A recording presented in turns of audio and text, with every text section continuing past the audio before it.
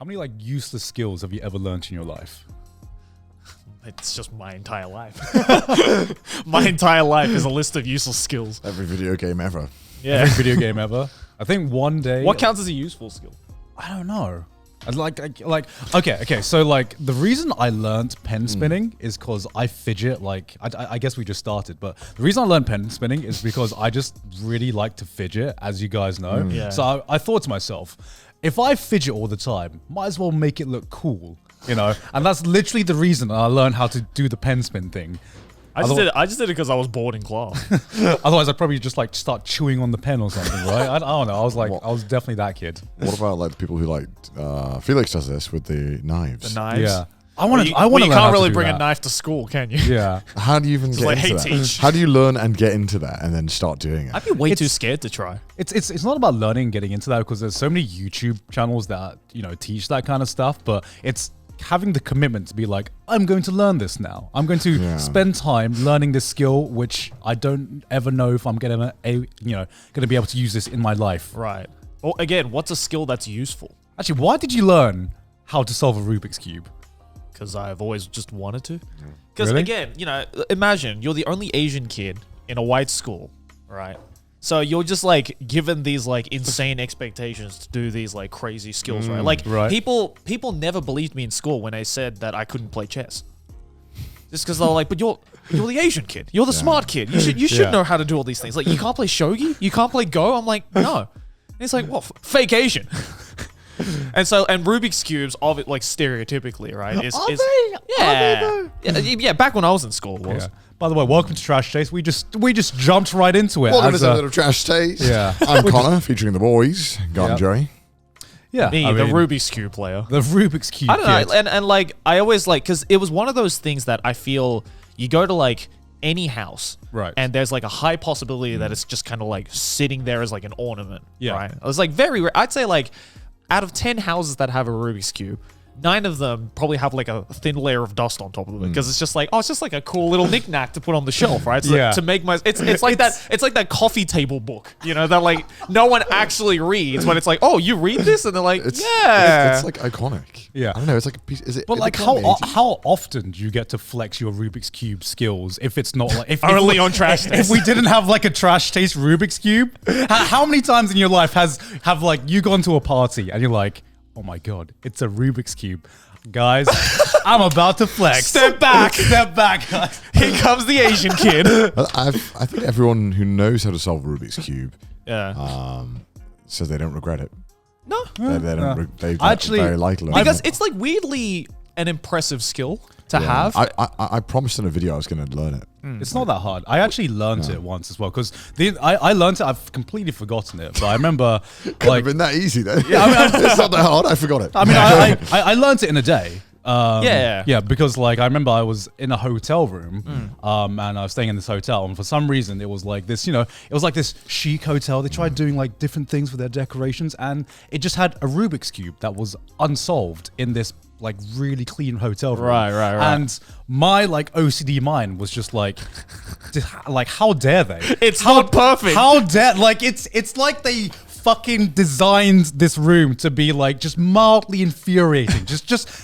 Like it was a perfectly clean room. It looked amazing, but on the desk there was just a Rubik's cube on there. It's like those memes of like you should see a picture and it's like, what's wrong with this image? yeah. Right. And like I could not sleep in this like hotel room knowing that there was like I was staring all night at this Rubik's cube that was just unsolved. Yeah. And so I just took a day where I just Googled how to solve a Rubik's cube so I could fucking just solve it before I went to bed, learn how to do it. And it like I never really thought about how to solve a Rubik's Cube before, and I was like, oh, it's actually pretty simple. It's just an algorithm, basically. Yeah, right. It's just a bunch of like algorithms. Well, I mean, when you're following a guide, it's pretty easy. But the hard part is being able to do it independently. Yeah. So I never got to the point where it was just like muscle memory. I was just like, it was just like, it was a slow process. But anyone's able to solve a Rubik's Cube. I also remember like the reason why I actually like finally learned how to solve it, because I always wanted to solve it since I was in high school, because again I got called that kid, but then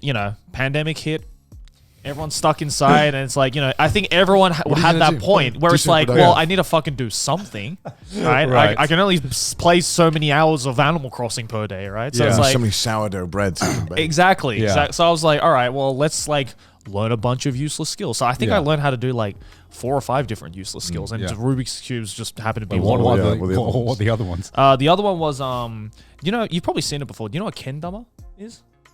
It's like this very old Japanese toy that it kind of looks like a hammer with a ball. Oh, that one. Yeah. I did that as a kid, but I wasn't very good at it. What is that? Like, it's just like it's this like really ancient Japanese toy, kind of like, you know, like spinning tops and stuff. It's like that era. What's the challenge? The challenge is you have to. So there's 3 different plates on this, like it looks like a hammer. And there's like a concave like plate on the bottom, and there's 2 concave plates on the side, and there's like a little spike on the top.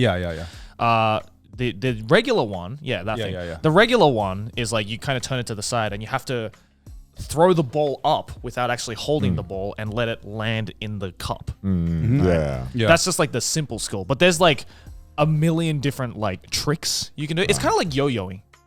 Right, where it's like you can just like regularly do a yo-yo, and then there are yo-yo tricks, right, which are just like on another level of difficult and skill. Those are cool. And so like kendama is kind of the same thing. So like Japan every year has like these like kendama championships, where like you can actually get like licenses and like certificates to say that you're a pro kendama like player if you do like these certain tricks. Right, that's cool. And one of the tricks, I could do like the regular cup. Right. Because like that's fucking easy. Like anyone can do that, honestly. One of the hardest ones is where you have to get it so that the ball lands on the spike. Right. By doing this. And that like, sounds impossible. There's a trick to it, but then I was like, I'm gonna learn how to do that during this pandemic. Yeah. So I bought like a proper like professional graded like kendama, because they have those. There's like toy ones, and then there's the one, graded. Yeah, there's like a kendama. It's a serious piece. There's like a national kendama committee in Japan where they're like, they look at each kendama and they're like, yeah, you can use that in those in competitions, and it comes with like a certificate to be like, yeah, this is a certified kendama. So did you learn how to do it? Yeah, I learned how to do it. And now you got to bring it into the office. I'm curious now. You can't say that. There better be a video on screen right now of Joey doing it. How have you never like posted a video on Twitter or something? Because it's like the most niche thing on the planet. I would like to see it. Okay. You just randomly like in the next Anime Man or Joey video, you just like have. Well, I'm just gonna have just casually do it. Just don't explain yourself. You just casually do it. I swear to God, guys. I swear to God, every comment is going to be about that one thing, right? I was gifted a Rubik's Cube once as a kid. Yeah. For Christmas. By my parents. Oh, okay. But it was a Harry Potter Rubik's Cube. Okay. So all the tiles were themed. They were all pictures of Harry Potter. Right. Because I loved Harry Potter. Of course I did, because I'm British. Yeah. And so I have this cube, right? And I'm thinking, wow, this is just great. Yeah. And I turn it once. So, no, I'll put it back. Don't want to ruin the picture. I like the picture. What's the point in the cube if I don't have the picture? That's me in basically every Rubik's Cube before. So I go, and then another day I go back to it and I turn it once, turn it twice, and I'm like, no. I'll put it back. I can't. I don't want to ruin it. And then one time I go, a few days later or whatever, I love this cube. It's the most awful thing. Like it's so hard to solve because the pictures are so shit. Yeah. So I start turning it, and I turn it like 4 or 5 times, and I'm like, okay, I'm going to start turning it back. And then I turn it back. I'm like, 1, okay, 2. Oh fuck! It's not back the way it was. And then I'm like, okay, I think it's like just there's one thing out of play. I can fix this. I start trying things and I just keep fucking it up. It just gets worse and worse. And then I realized what a shit toy this is. I'm like 8 years old. I cannot solve this. Now I'm just fucked. And now if I want to see the pictures of Harry Potter, I have to actually like learn how to solve it. But I'm 8 and I don't know how. No one's even began to explain to me. There's an algorithm. I don't know that. I Google. I get 1 hour a day to go online. I'm not using that. I'm going to go watch Yu-Gi-Oh! GX episode 400 part 1 of 3 Espanol. I'm going to do that and not look up the Rubik's Cube. So I was just like really disappointed and I was really sad. And I remember I found it a few years later and I thought, I'll give it a shot. And I just couldn't do it. And that seems more difficult than a regular one. It was because the pictures were all like, it was Harry Potter and it was Hogwarts, so they're all like, they're all like brown. Could you take like the stickers off? Yeah, I did. Okay, I was going to ask. That's what I did as a kid. but then when I did that, it wasn't, because this is the factory, the factory production. All the cubes were perfect. So when I started peeling them and shit, they were all like, a little bit wonky. I couldn't get it. Stickers are some of the most annoying shit to like place. Yeah, because you put it and you're like, I'm doing it perfectly, flat. You put it on, douche. I don't know how that happens. Every time. Building a gun club, you like. Yeah, right? Yeah, exactly. You're like, fucking. It's like that, but bomb plant. Yeah, right. Yeah, I mean, like, I think the only like useless skill I've learned before was, I mean, do you guys know how to juggle? No. I learned how to do the one-handed. You learn how to do the one-handed juggle? Yeah, but like, with 2 balls where you kind of like... Oh, yeah. I never got to the point where it was with 3. Yeah, I mean, growing up on Brighton Beach, I remember like one day I just decided to just learn how to juggle using pebbles and stuff. Yeah. And I think I can still juggle. I don't know. Well, it's been a while. We have to have a video where we show each other the useless skills. Actually, the most useful party trick. Do you guys have any party tricks that you like... can show off in a party or whatever. Not that I remember. Okay. I'm like fucking Susan Boyle at every party I go to. Just everyone stops. Yeah.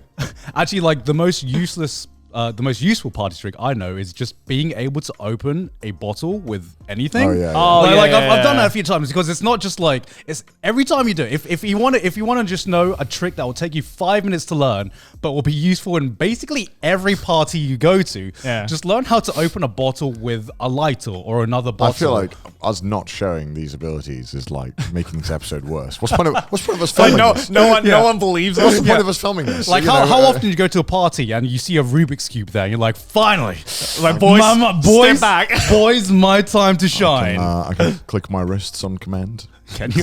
Can you? Yeah, I can. Oh, that doesn't sound healthy.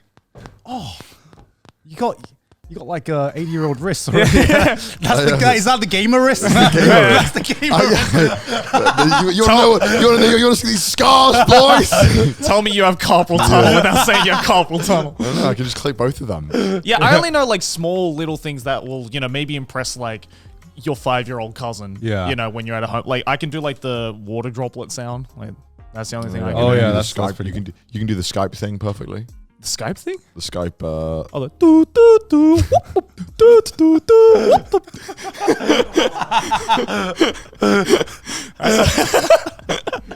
Is that a skill? We just like ran out of shit to talk about. Like, what'd you do? Joe, do the thing again. I think that's pretty funny. We're talking about useless.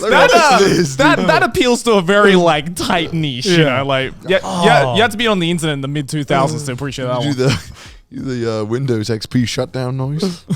Can you do that? Dun, dun, dun, dun. That's not accurate at all. That's just me singing it. Shit.